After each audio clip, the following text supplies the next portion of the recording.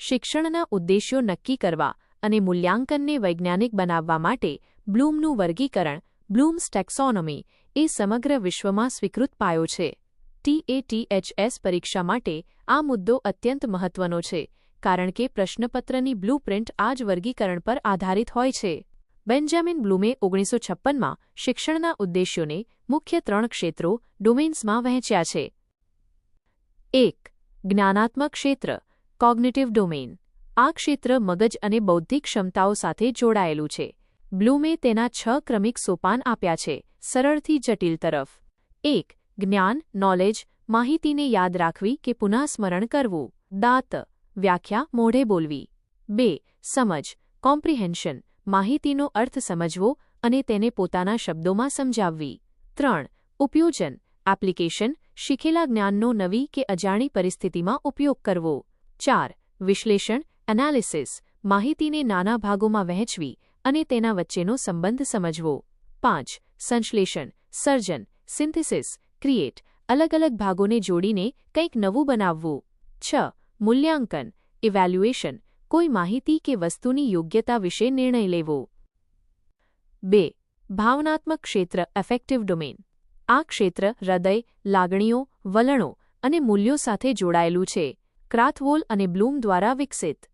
1. ગ્રહણ કરવું રિસીવિંગ કોઈ ઉત્તેજના કે માહિતી તરફ ધ્યાન આપવું.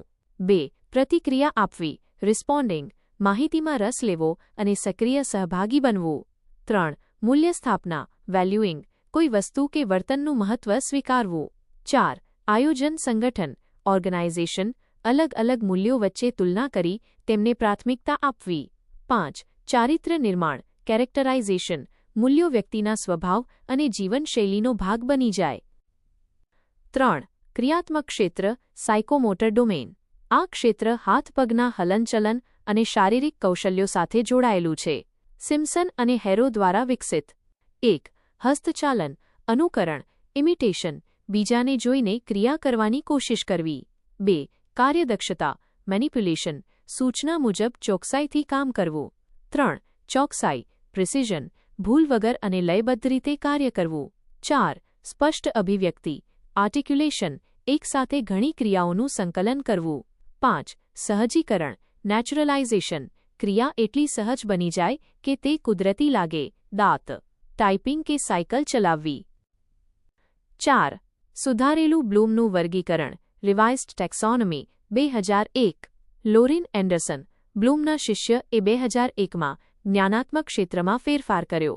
તેમણે નાઉનને બદલે ક્રિયાપદ વર્બનો ઉપયોગ કર્યો. ક્રમ યાદ રાખવું સમજવું ઉપયોગ કરવો વિશ્લેષણ કરવું મૂલ્યાંકન કરવું સર્જન કરવું. અહીં સર્જનને સર્વોચ્ચ સ્થાન અપાયું છે. TATHS પરીક્ષા માટે ઉપયોગી તારણો. ક્ષેત્ર કેન્દ્રબિંદુ. મુખ્ય ઉદાહરણ જ્ઞાનાત્મક મગજ હેડ દાખલા ગણવા વ્યાખ્યા આપવી. ભાવનાત્મક હૃદય હાર્ટ દેશભક્તિ શિસ્ત સહાનુભૂતિ. ક્રિયાત્મક હાથ હેન્ડ ચિત્ર દોરવું પ્રયોગ કરવો રમતગમત. પરીક્ષામાં પૂછાઈ શકે તેવો પ્રશ્ન બ્લૂમના સુધારેલા વર્ગીકરણ 2001 મુજબ સર્વોચ્ચ કક્ષાનું સોપાન કયું છે? જવાબ સર્જન કરવું ક્રિએટિંગ.